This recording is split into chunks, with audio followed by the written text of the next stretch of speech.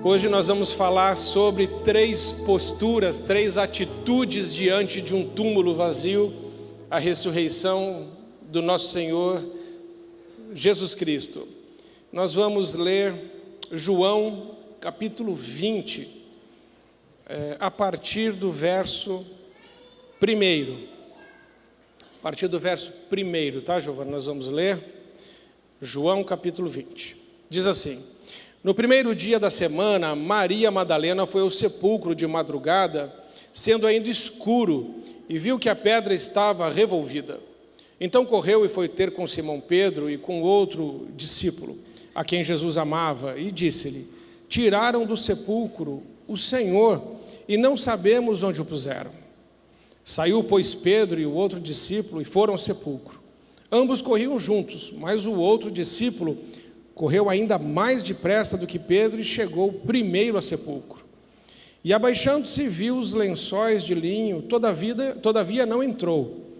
Então Simão Pedro, seguindo, chegou e entrou no sepulcro, e ele também viu os lençóis e o lenço que estivera sobre a cabeça de Jesus, e que não estava com os lençóis, mas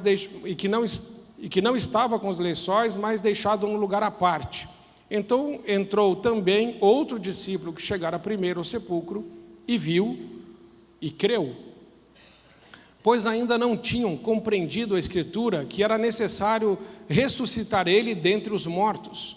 E voltaram os discípulos outra vez para casa. Maria, entretanto, permanecia junto à entrada do túmulo chorando. Enquanto chorava, abaixou-se e olhou para dentro do túmulo, e viu 2 anjos vestidos de branco sentados onde o corpo de Jesus fora posto, um à cabeceira e outro aos pés. Então eles perguntaram: mulher, por que choras? Ela lhes respondeu: porque levaram o meu Senhor e não sei aonde o puseram. Tendo dito isto, voltou-se para trás e viu Jesus em pé, mas não o reconheceu que era Jesus. Perguntou-lhe Jesus: mulher, por que choras? A quem procuras? Ela, supondo ser ele o jardineiro, respondeu: Senhor, se tu o tiraste, dize-me onde o puseste, e eu o levarei. Disse-lhe Jesus: Maria. Ela, voltando-se, disse em hebraico: Raboni, que quer dizer mestre. Recomendou-lhe Jesus: não me detenhas, porque ainda não subi para o meu Pai, mas vai ter com os meus irmãos e dize-lhes: subo para o meu Pai e vosso Pai, para meu Deus e vosso Deus. Então saiu Maria Madalena anunciando aos discípulos: vi o Senhor, e contava que ele lhe dissera estas coisas. Amém. A Páscoa é a passagem, né? A palavra Páscoa significa passagem. Passagem do quê? Passagem da morte para a vida. Passagem da incredulidade para a fé, do medo para a esperança. Passagem, sobretudo, da orfandade para sermos chamados filhos de Deus. Sobretudo isso. Porque a Páscoa é a passagem. Então Jesus, quando ressuscita, quando ele vence a morte, ele vence o poder do pecado, porque o salário do pecado é a morte. Mas Jesus não pôde ser detido porque ele nunca pecou. Então o pecado não pôde matá-lo, porque ele não cometeu nenhum pecado, ele ressuscitou. E na ressurreição de Cristo, ali naquele túmulo vazio, está o berço da nossa fé. Se Jesus não tivesse ressuscitado, nós não estaríamos aqui. A ressurreição de Cristo é ponto nevrálgico, é ponto fundamental dentro da nossa fé. O fato de Jesus ter ressuscitado muda tudo. E por isso hoje nós estamos aqui. Ele venceu a morte, ele ressuscitou, ele com o seu sangue abriu as portas do céu, e nós temos acesso aos santos dos santos e à presença de Jesus, a presença de Deus Pai Todo-Poderoso, por intermédio do sangue de nosso Senhor Jesus Cristo. Então ele morreu a nossa morte, para que nós pudéssemos viver através da sua vida. Dito isso, irmãos, nós temos a figura aqui que eu quero destacar, de Maria Madalena. E eu quero destacar 3 posturas dessa mulher diante do túmulo vazio, que podem ser 3 posturas nossas. O que aconteceu com ela, muito provavelmente, já aconteceu, se não aconteceu, vai acontecer com você e comigo. E por isso, olhando para o texto, eu faço 3 destaques ou 3 lições que nós podemos tirar desse texto e aplicar em nossas vidas. E a primeira lição está no versículo 11. Tá? Põe para mim o versículo 11. Maria, entretanto, permanecia junto à entrada do túmulo, chorando. Enquanto chorava, abaixou-se e olhou para dentro do túmulo. Quando eu vi isso, eu entendi que Maria, ela estava com muita dor. Essa mulher, ela foi alvo da graça de Jesus. Jesus expulsou dela 7 demônios. E a gente sabe que os demônios estão em pessoas que estão carregadas de pecados ou sofreram vários tipos de injustiças e abriram brechas na sua vida terríveis. E essa mulher tinha 7 demônios nela, diz as Escrituras. Mas um dia aquela mulher se encontrou com Cristo, ou melhor, Cristo se encontrou com ela, e ela foi tirada daquele cativeiro que ela vivia, daquela dor, daquele pesar, daquela amargura, daquela depressão, dos pensamentos de morte, daquela tristeza profunda que estava no seu coração, aquele desejo de desistir de tudo, que às vezes até passa pela nossa cabeça. Mas no caso dessa mulher era muito forte, porque ela estava seriamente oprimida, cativa dos demônios. Mas Jesus a libertou. E quando Jesus a libertou, essa mulher se tornou uma outra mulher, claro. Agora ela está feliz, ela está alegre, ela vive uma vida abundante, ela volta a ter sonhos, ela dorme bem à noite, ela acorda feliz pela manhã, porque o Senhor a livrou, a libertou, a tocou, a transformou, curou aquela mulher. Mas agora acontece uma coisa muito ruim na cabeça dela. Ela vai até o túmulo e a esperança dela é ver Jesus. Ela olha para aquele lugar vazio. Não tem nada lá. Ela não tem nada. De repente, ela não tem mais esperança, ela não tem mais paz, ela não tem mais alegria, ela não tem mais nada. E ela se abaixa, olha para dentro daquele túmulo vazio. O João, no versículo 8, diz que o apóstolo João, põe o versículo 8, vai dizer que o apóstolo João, quando chegou lá, olhou para o túmulo vazio. O que aconteceu com o apóstolo João? Ele creu. Ele já tinha ouvido Jesus falar: eu vou vencer a morte, eu vou ressuscitar. Ao 3º dia, o Filho do Homem será levantado. Então João, ele olhou e ele creu, mas Maria não. Não foi assim com ela. Ela não tem a mesma teologia, ela não tem o mesmo conhecimento de João. O que ela tinha era uma dependência tão grande de Jesus. Ela colocou a vida nas mãos dele, não que João não tenha feito isso, mas ela estava olhando para aquele lugar vazio, e aquele lugar vazio era um retrato dela. E sabe, irmãos, eu penso que não é que Maria não tivesse fé, é que estava doendo. Quando a gente perde alguém que a gente ama muito, dói.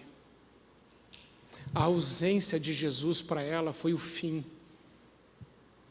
E ela olha para dentro daquele túmulo, e a Bíblia diz que ela se abaixa chorando, ela não para de chorar. E o versículo 12 vai dizer que ela vai conversar com os anjos. E viu 2 anjos vestidos de branco, sentados onde o corpo de Jesus fora posto, um à cabeceira e outro aos pés. Então eles lhes perguntaram: mulher, por que choras? E ela respondeu: porque levaram o meu Senhor, e eu não sei onde puseram. Eu estou chorando porque eu preciso de Jesus. Eu estou me esvaindo em lágrimas, e eu estou morrendo aqui nesse túmulo onde eu não o encontro, porque eu não tenho mais esperança. E às vezes na nossa vida a nossa dor pode ser tão grande que a gente não consiga exercitar a nossa fé do jeito que a gente deveria. Isso pode acontecer com a gente. João viu e creu, foi embora. Diz que Pedro e João olharam, viram aquilo e foram embora. Mas ela não conseguiu. Ela ficou. Sabe? A primeira lição que eu aprendo é que quando a dor é muito profunda, a teologia não vai nos dar uma resposta. Quando a dor é muito grande, o seu conhecimento bíblico, os versículos que você decorou e até as coisas que você já viu Deus fazer, não serão suficientes. Porque está doendo, porque está muito difícil, porque está muito complicado. E ela só quer saber de uma coisa: onde Ele está?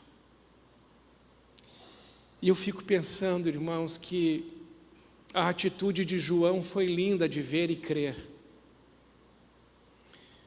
Mas a atitude dela também é. Porque ela chegou ali como uma mulher que estava dizendo: eu não vou sair daqui sem Ele. Eu não vou. Onde Ele está? Ela disse para os anjos: onde vocês o puseram?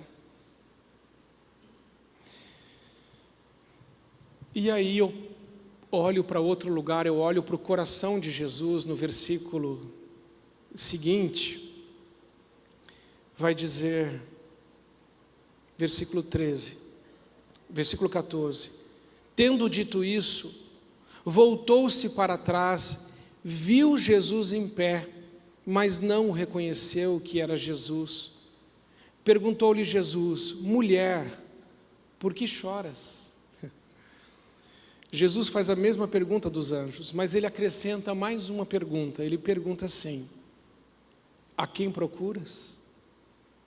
Ela, supondo ser ele o jardineiro, respondeu: se o Senhor, se tu o tiraste, dize-me onde puseste, e eu o levarei.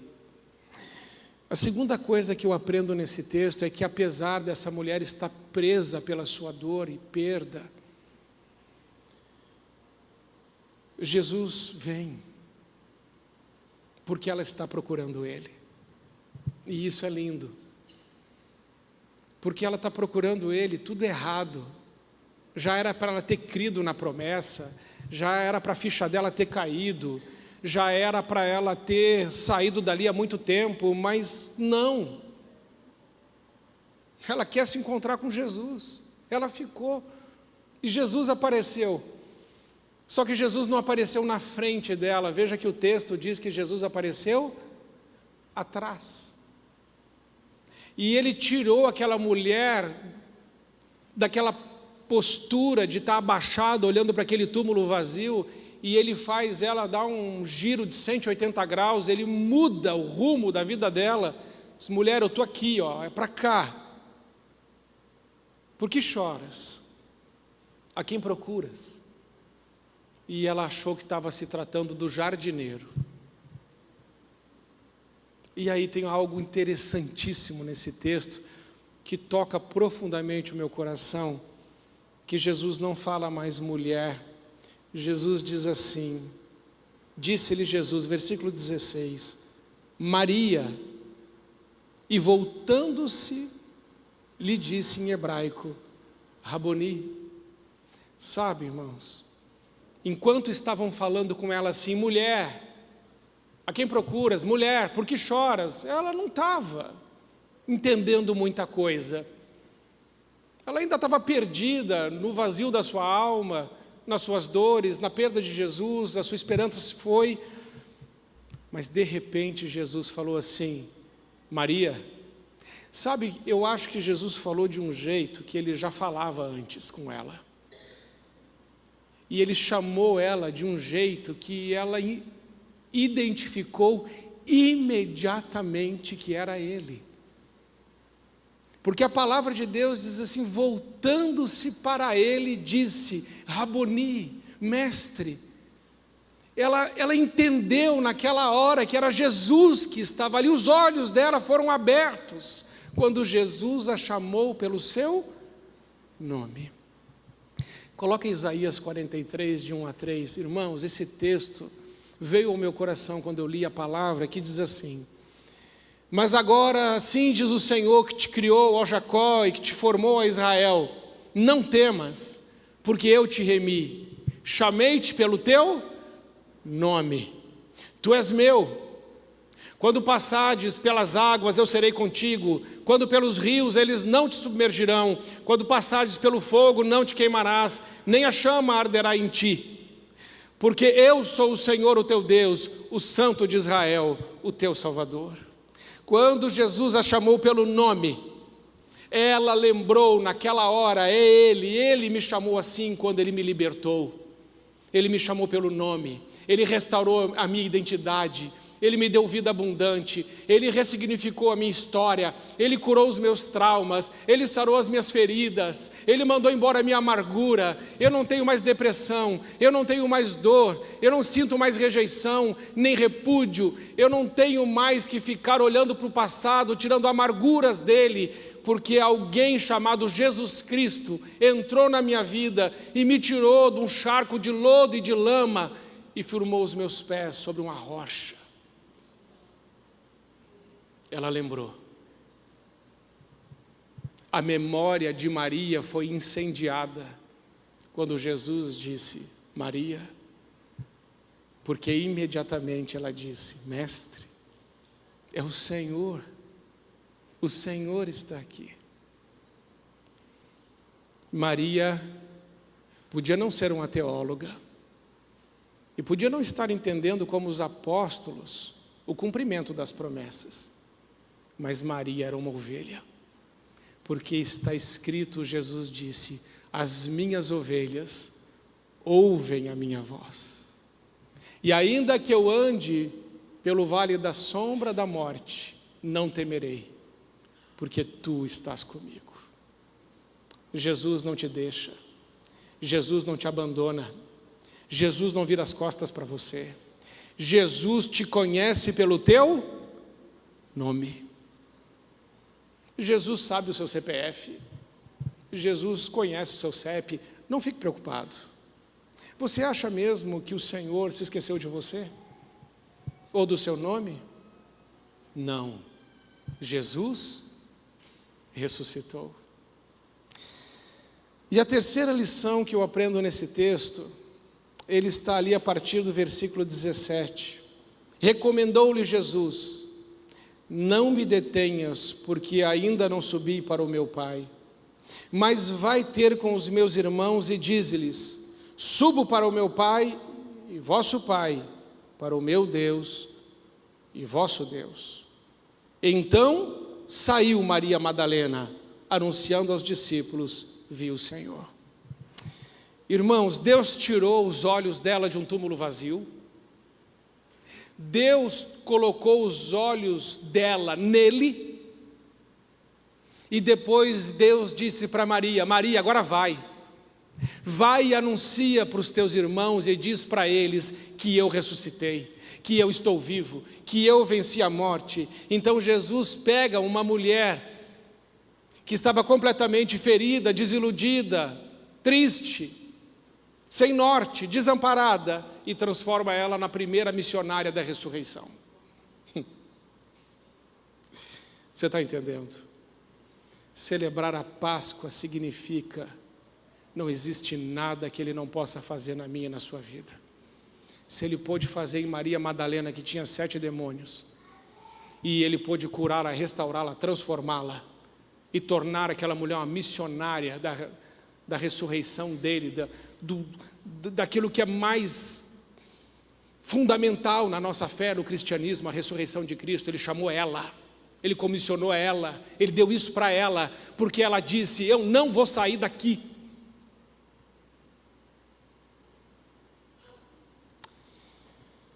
Quanto tempo temos passado com Jesus? Quanto tempo dura as suas orações? Porque eu já vi muitas críticas acerca de Maria nesse texto, mas eu vou te dizer uma coisa, eu não sei se eu tenho metade da perseverança dessa mulher, de ficar num lugar falando, se Jesus não aparecer, eu não saio, vivo ou morto, eu vou ficar aqui. Ela ficou, e Deus honrou ela, ainda que ela não soubesse nada de Bíblia, mas ela tinha fé, e fé no Deus Todo-Poderoso. Que desculpa eu e você vamos dar para não buscarmos o Senhor desse jeito? Sabe por quê, irmãos, que a gente não consegue às vezes ter as vitórias que tanto queremos? Porque a gente dá uma olhada e vai embora. Às vezes nem no culto a gente fica um pouco e fala assim, tá bom já, vou para casa assistir a Netflix, vou para casa, minha barriga está roncando, vou para casa comer uma pizza. E Jesus? Não, Jesus está comigo o tempo todo. Não, sua bênção. Você precisa desejá-lo, querer Ele mais do que tudo, mais do que a comida, mais do que o ar, mais do que os seus próprios interesses, mais do que o seu sono, mais do que os prazeres dessa vida. Essa mulher chegou ali para celebrar aquele momento, ela não sabia que ela estava fazendo isso, mas ela foi celebrar a Páscoa. E ela só disse uma coisa, sem Cristo não vai rolar. Ou é com Ele ou não vai acontecer. E não teve anjo, não teve ninguém, nem Jesus conseguiu dissuadir ela. Aliás, irmãos, se tem uma coisa que Jesus gosta, é de gente que briga pela presença dEle. Isso é Páscoa. Não é só Cristo ressuscitar, é Cristo ressuscitar aqui. É eu dizer, Senhor Jesus, eu não abro mão do Senhor na minha casa e na minha família, eu não abro mão. E o Senhor vai me comissionar em nome de Jesus, vai comissionar a minha família, o Senhor vai levantar a minha família como missionários para a tua glória. Porque esse tipo de briga, Jesus gosta. É como a briga de Jacó. Senhor, eu não vou te deixar ir, se o Senhor não me abençoar. Jacó disse isso. E você sabe que Deus pediu para ele, né? Jacó, eu posso ir? Deus pedindo para um homem para se retirar. Isso não tem cabimento, mas é assim que está escrito. Posso ir? E Jacó falou, não, senhor, o senhor não pode ir, não. Enquanto o senhor não me abençoar, o senhor não pode sair daqui, Jacó disse. E a Bíblia diz que Jacó lutou com Deus a noite inteira. E Oséias diz como é que foi essa luta. Sabe como é que foi essa luta? Jacó estava chorando e implorando a misericórdia do Senhor. Sabe como é que a gente luta com Deus? Igualzinho Maria. Com lágrimas nos olhos, com os joelhos no chão e dizendo, onde está o meu Senhor? Onde está o meu Senhor? Onde está o meu Senhor? Eu espero que Jesus esteja sempre em nossos corações. Sempre, sempre.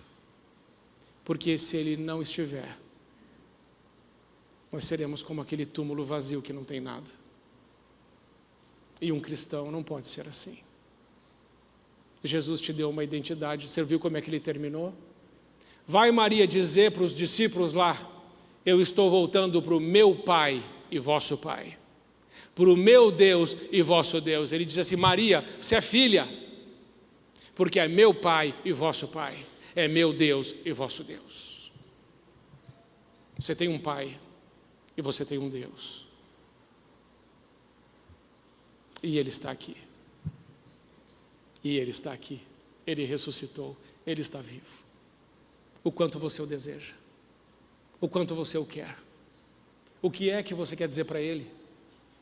Mas antes de pedir qualquer coisa para Jesus, faça como Maria, Senhor, eu não vim aqui pedir milagre não, eu não vim pedir alguma coisa para mim não, eu não estou atrás de um Deus milagreiro que cura enfermo e multiplica pão, eu quero o Senhor, não o que o Senhor faz. E se o Senhor quiser fazer, amém, se o Senhor não fizer, a sua companhia é suficiente para mim. Entendeu? Nós queremos Cristo por quem Ele é, não pelo que Ele faz. Se Ele fizer, amém. Se Ele não fizer, está tudo bem. Ele sabe o que é melhor para nós. Ele não tem que responder às nossas orações. Ele responde se Ele quiser. E se Ele não responder, louvado seja o nome dEle, porque Ele sabe que não era a hora.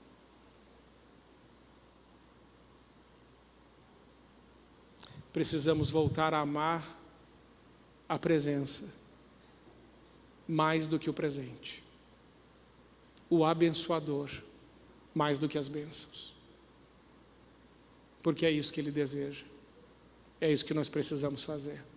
E para encerrar, como é que a gente faz isso, irmãos? Separando tempo para Deus. Então, uma pergunta pessoal, que eu sei que você não gosta, mas você não vai precisar responder. Quanto tempo você passa com Deus? Quanto tempo? Quanto tempo do seu dia Deus tem? Quantos minutos? Ou quantas horas Ele tem? Ele tem o seu tempo, porque a coisa mais cara na sua vida, o que é? Seu dinheiro? Não. A coisa mais cara na sua vida é o seu tempo. Você paga para não estar, você paga para não fazer, você paga para não ir. Então vamos fazer um sacrifício de Páscoa do nosso tempo? Porque se você começar a orar como essa mulher orou, você vai ver os milagres que você nunca viu. E você vai ver Deus fazer coisas que você nem imagina.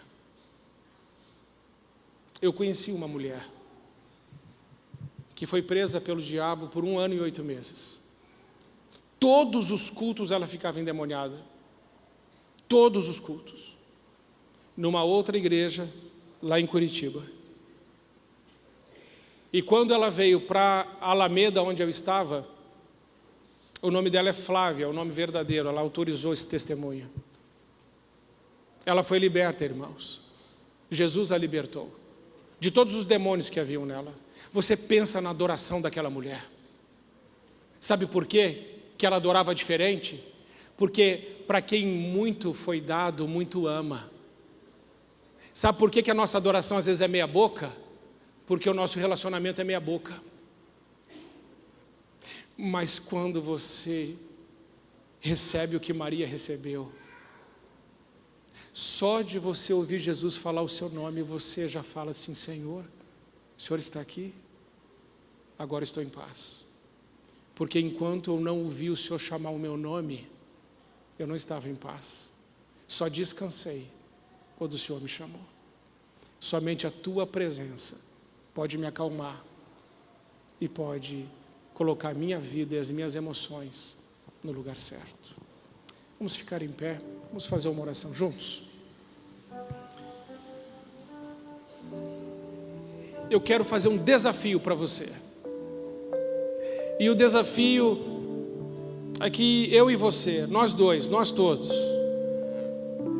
a gente possa dar um passo a mais em direção a Jesus Cristo, sacrificando um pouco mais do que a gente já tem sacrificado. Dar um pouco mais para Ele.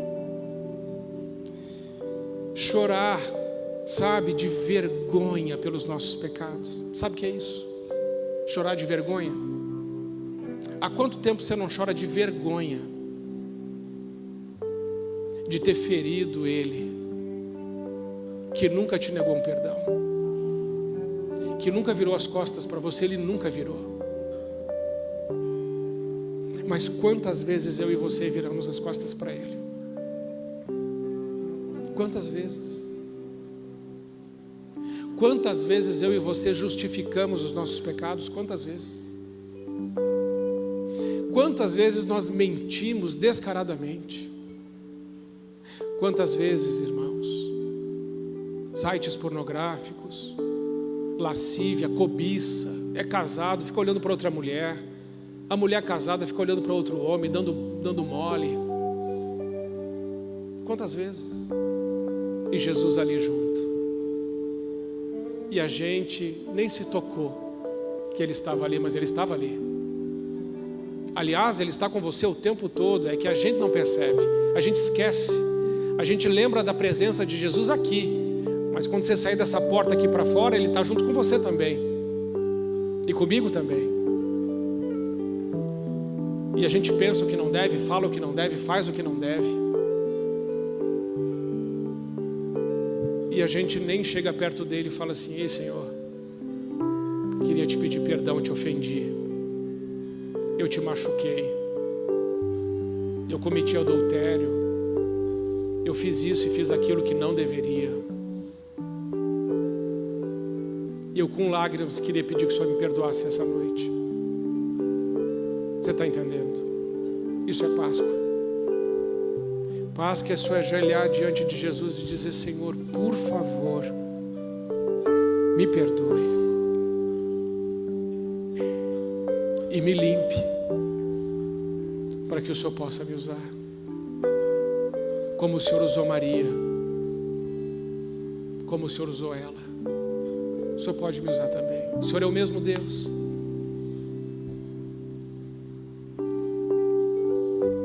Quantos compromissos você fez com Jesus e você furou? Quantos? E quantas vezes você voltou até Ele para dizer: Senhor, o Senhor pode me perdoar?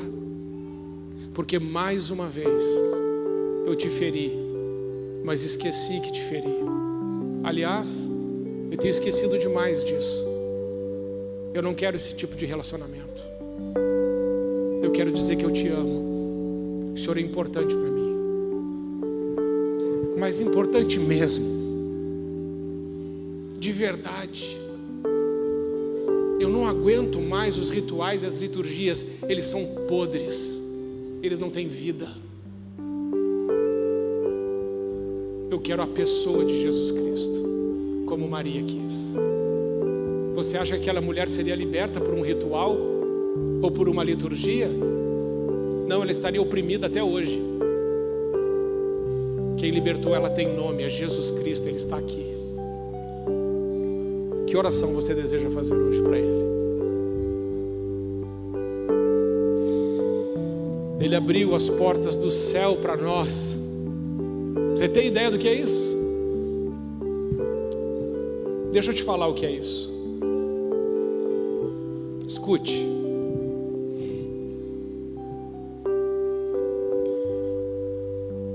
O céu é onde se encontra o trono de Deus. Lá estão as hostes dos anjos e a incontável assembleia dos santos glorificados. O céu é a nossa pátria. Lá está o nosso tesouro, o nosso galardão, a nossa herança incorruptível. No céu Deus enxugará nossas lágrimas. No céu entoaremos um novo cântico ao Cordeiro pelos séculos dos séculos. Os filhos de Deus estarão lá. E se o céu é a casa do Pai, significa que é o nosso lar. Aqui no mundo somos estrangeiros, mas no céu nós estaremos em casa, na casa do Pai. O céu é um lugar de segurança, pois lá não entrará maldição. Lá não tem gente doente, aleijada, ferida, oprimida. Lá não há cortejo fúnebre. A casa do Pai é o lugar onde somos sempre bem-vindos. Lá ouviremos: vinde benditos do meu Pai, possuí por herança o reino que vos está preparado desde antes da fundação do mundo. A casa do Pai é onde todos os filhos são tratados sem preconceito e sem acepção. A maior glória do céu é estarmos com Cristo para sempre e sempre. Vamos contemplar o seu rosto, servi-lo, exaltá-lo. A eternidade inteira não será suficiente para nos deleitarmos nele, para exaltarmos a sua majestade. Jesus Cristo será o centro da nossa alegria no céu. Lá veremos Jesus como Ele é. Lá não haverá dor, nem luto, nem tristeza. Lá esqueceremos as agruras dessa vida. Lá não faremos perguntas. Lá a nossa alegria será completa. O céu é um lugar de plena comunhão uns com os outros. No céu seremos uma só família, um só rebanho, uma só igreja, uma só noiva do Cordeiro, um só pastor. Lá nós vamos nos conhecer e nos relacionar em perfeito amor. O céu é o destino dos filhos de Deus. Por que esperar tanto se podemos viver o céu aqui na terra, quando entendemos que se Cristo está conosco e nós com Ele, então o céu já começou. Eu queria convidar você hoje a mandar embora da sua vida tudo aquilo que Cristo mandaria. É só isso, só esse apelo. Manda embora da sua vida tudo o que Jesus Cristo mandaria. Porque se você fizer isso, certamente Ele vai se alegrar com a sua vida. E Ele virá até você. Ele fará morada em você. Amém? Então vamos fazer essa oração? Deixe o seu lugar e venha. Eu quero mandar embora tudo o que Cristo mandaria da minha vida. Eu quero mandar embora hoje. Pode vir. Pode deixar o seu lugar e vir. Eu vou mandar embora da minha vida tudo o que Jesus mandaria embora. Não vai ficar nada. Nada para o diabo. Nada de acusação. Nada de culpa. Nada de condenação. Nada de coisa nenhuma. Porque Cristo veio para nos libertar. E se Cristo nos libertar, irmãos, então verdadeiramente seremos livres. Mas como lhes disse, rituais e liturgias não libertam. Não adianta. Se você ficar no ritual e na liturgia, você vai voltar para casa igual todas as vezes. E não é isso que Deus tem para a sua vida. Não é isso. Deus tem para a sua vida vida abundante, vida plena, liberdade, paz, alegria, esperança, céu. Então chegou a hora de a gente, como Maria, dizer: Senhor, eu não saio daqui sem o Senhor. Não saio. Eu fico até o Senhor dizer o meu nome, porque eu sou teu e o Senhor é meu. Amém, irmãos?